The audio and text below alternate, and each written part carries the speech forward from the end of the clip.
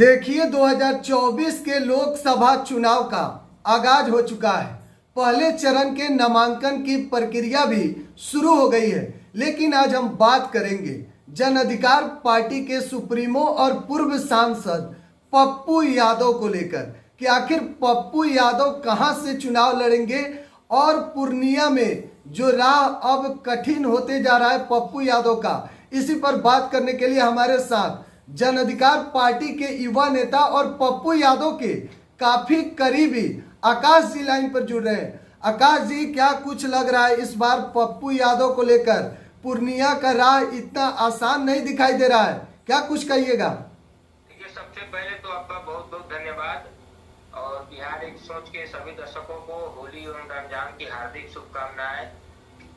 रही बात पूर्णिया की और पप्पू यादव जी की, तो पप्पू यादव जी पूर्णिया के बेटा हैं जी, और उन्होंने पूर्णिया नहीं बल्कि पूरे बिहार के लोगों को एक बेटे की तरह सेवा की है। चाहे आप कोरोना काल में देख लीजिए, पटना बाढ़ देख लीजिए, या बिहार में कोई आपदा आती है, या बिहार के किसी भी कोने में कोई घटना घटती है, वहाँ एक बेटे की तरह खड़ा होकर के उस परिवार को मदद करते हैं, उसके न्याय की लड़ाई को लड़ते हैं, बड़े से बड़े अपराधी और माफियाओं के खिलाफ लड़ाई को लड़ने का काम करते हैं। जी, पप्पू यादव जी पूर्णिया उनकी माँ है, वहाँ तो बेटा है, और पूर्णिया ने उनको कभी चुनाव नहीं हराया। आप पूर्णिया का इतिहास देख लीजिए, पूर्णिया से पप्पू यादव जी 3 बार निर्दलीय एमपी रहे हैं जी, और निश्चित तौर पे कोई राह मुश्किल नहीं है पप्पू यादव जी के लिए। हम लोग पूरी मजबूती से पूर्णिया से चुनाव लड़ेंगे और जीतेंगे भी। पप्पू यादव कह रहे हैं कि 20 साल जो हमने गलती किया वो अब हम नहीं करेंगे। देखिए, पप्पू यादव जी को राजनीतिक परिस्थितियां ने उनको पूर्णिया से अलग किया। राजनीति में कभी कभी परिस्थितियां ऐसी बनती है कि उनको यहाँ से वहाँ जाना पड़ता है, इसलिए उन्होंने पूर्णिया से अलग हुआ। लेकिन अब उनका एकदम स्टैंड क्लियर है। आप भी देख रहे होंगे कि उन्होंने एकदम स्पष्ट तौर पे कह दिया कि मर जाएंगे लेकिन पूर्णिया नहीं छोड़ेंगे, दुनिया छोड़ देंगे, पूर्णिया नहीं छोड़ेंगे। अच्छा लालू, अपने नेता के बातों का सम्मान करते हैं और हम सभी लोग अपने नेता के फैसला, जो भी उनका फैसला होगा, उस फैसले के साथ मजबूती से खड़े होंगे, दिन रात देख करके उनको चुनाव जिताकर सदन भेजने का काम करेंगे। अच्छा, परिणाम पूर्णिया के दौरान पप्पू यादव के साथ आप भी घूम रहे थे, क्या कुछ लग रहा था, माहौल क्या है? एक बेटे की तरह पप्पू यादव जी को जो प्यार और समर्थन मिला है जी, बीजेपी घबराई हुई है, जदयू के लोग घबराए हुए हैं, उनके सुरक्षा को छीन लिया जा रहा है।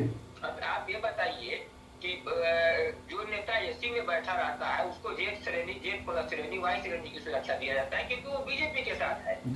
लेकिन वही जो नेता दिन रात जनता के बीच जाकर उनकी हक और अधिकार की बात करता है, उनकी मदद करता है, न्याय की लड़ाई करता है, अपराधी माफियाओं के खिलाफ एक मजबूत आवाज है, अपराधी माफियाओं से सीधे तौर पर लड़ने का काम करता है, उस नेता की आप जो सुरक्षा, उसको सुरक्षा को हटा दे रहे हैं, उनकी सुरक्षा के साथ साथ खिलवाड़ कर रहे हैं। क्या नरेंद्र मोदी जी और नीतीश कुमार जी, बीजेपी और जेडीयू का जो गठबंधन है, वह पप्पू यादव जी का जो कोसी सीमांचल में एक बेटे की तरह जो लोगों का आशीर्वाद और प्यार मिल रहा है, उसे लोग घबरा गया है जी। और कोसी सीमांचल खतरा के लिए पप्पू यादव निकले हुए हैं। कोसी सीमांचल से बीजेपी और जेडीयू का सफाया होगा इस बार। ये सभी चीजों से लोग घबराए हुए हैं और पप्पू यादव जी की सुरक्षा को हटा दिया जाता है। हम आपके माध्यम से कहना चाहते हैं कि जो नेता बीजेपी के साथ गठबंधन में है उसको सुरक्षा दे दी है, जबकि वो नेता सब इसी में बैठता है। लेकिन पप्पू यादव जी की सुरक्षा के साथ क्यों खिलवाड़ किए? कल को कोई बात होती है तो इसका सारा जिम्मेवारी और जवाबदेही कौन लेगा? क्या नरेंद्र मोदी जी लेंगे? क्या नीतीश कुमार जी लेंगे? दूसरी, हालांकि किसी भी नेता की सुरक्षा जनता करती है, पप्पू यादव जी वहाँ के बेटा है, जनता का अथाह प्रेम मिल रहा है। लेकिन क्या नरेंद्र मोदी जी परसेप्शन फिट कर रहे हैं कि विपक्ष के लोगों की सुरक्षा को हटा देंगे, जो बीजेपी और जेडीयू के खिलाफ रहेगा उसकी सुरक्षा के साथ खिलवाड़ करेंगे? तो यह परसेप्शन बिल्कुल गलत है। सत्ता किसी की बकौती नहीं होती है, सत्ता बदलते रहती है, परिस्थिति आती है तो सत्ता आती है, परिस्थिति अनुकूल नहीं होती है तो सत्ता जाती है। तो अगर नरेंद्र मोदी जी आज परसेप्शन बना रहे हैं तो कल को उनके साथ भी यही हो सकता है। सत्ता किसी की बकौती तो है नहीं जी। अच्छा, एक और सवाल, पप्पू यादव हाल ही में आरजेडी के सुप्रीमो लालू प्रसाद यादव और तेजस्वी यादव से मुलाकात किए थे और लालू प्रसाद यादव ने मधेपुरा सीट से ऑफर किया था पप्पू यादव को। देखिए, जहाँ तक बात है लालू यादव जी से, आदरणीय लालू यादव जी से उनका संबंध पिता और पुत्र की तरह रहा है। याद से नहीं, बहुत पहले से रहा है। शुरुआती दौर से जब भी लालू प्रसाद यादव जी पूरे दौर में रहे हैं, तब तक पप्पू यादव जी ढाल की तरह उनके साथ खड़े रहने का काम किया। एसपी जी को अपना छोटा भाई मानते हैं और वो अपने राजनीतिक के भी चुनाव की चल गर्मिया है, सीमांचल कोसी में कैसे जीता जाए, इसके रणनीति को लेकर मुझे क्या क्या बात हुई थी इसकी जानकारी हमको नहीं है, वो आपको आदरणीय नेताजी बताएंगे। लेकिन हमको जहाँ तक लगता है उनका संबंध पहले से लालू जी के साथ पुत्र और पिता की तरह रहा है। तो उन्होंने मिला और कोसी सीमांचल में बीजेपी और जेडीयू को कैसे हराया जाए, देश के में अभी जो हालात है, जिस प्रकार संस्थाओं का दुरुपयोग किया जा रहा है, जिस तरीके से आप देखिए इलेक्ट्रोल बोर्ड पे कि जब किसी कंपनी पे रेट पड़ता है तो उस कंपनी पे ईडी सीबीआई का रेट पड़ता है और 2 महीने बाद इलेक्ट्रोल बोर्ड करता है तो पता चलता है कि वह कंपनी और अब ईडी सीबीआई का जो मामला चल रहा है वह दब गया।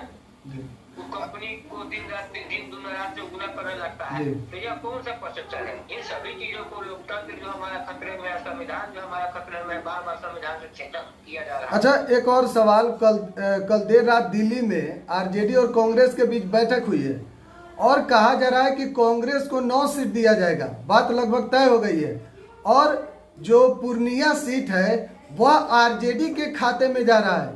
तो अगर पूर्णिया अगर आरजेडी के खाते में जाता है और पप्पू यादव को वहां से चुनाव नहीं लड़ाया जाएगा, तो फिर पप्पू यादव का अगला स्टैंड क्या होगा? क्या महागठबंधन के साथ रहेंगे या फिर निर्दलीय चुनावी मैदान में आएंगे? देखिए, इसमें 2 बातें हैं।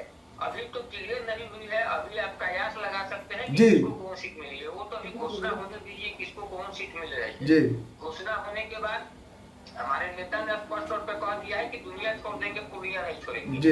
अब उसके बाद हमारे नेता का क्या होगा स्टैंड, क्या करेंगे, जिस तरीके का उनका फैसला होगा, जो भी आदेश होगा, उनके सभी सिपाही एक बात समझ जाइए, बिहार में एकमात्र वही नेता है जिनके वर्कर उनके लिए समर्पित है। वो अपने वर्कर से वर्कर की तरह नहीं ट्रीट करते, वो अपने वर्कर को अपने पुत्र पिता की तरह उनका संबंध होता है। सारे लोग उनके समर्पित है, सभी लोग तैयार है। उनका जो भी निर्णय होगा, चुनाव लड़ने का, चुनाव नहीं लड़ने का, जो भी निर्णय होगा, हम लोग उस निर्णय के साथ पूरी मजबूती के साथ खड़े हैं और पूरी मजबूती के साथ वो जो भी कहेंगे, जो भी उनका आदेश होगा, उसके साथ हम लोग चलने का काम करेंगे। तो इसीलिए हम कहेंगे कि इस पर आप थोड़ा इंतजार कीजिए, सारी चीजें 1 आध दिन में क्लियर हो जाएगी। चलिए, बहुत बहुत धन्यवाद आपका। चलिए, बहुत बहुत धन्यवाद आपका भी।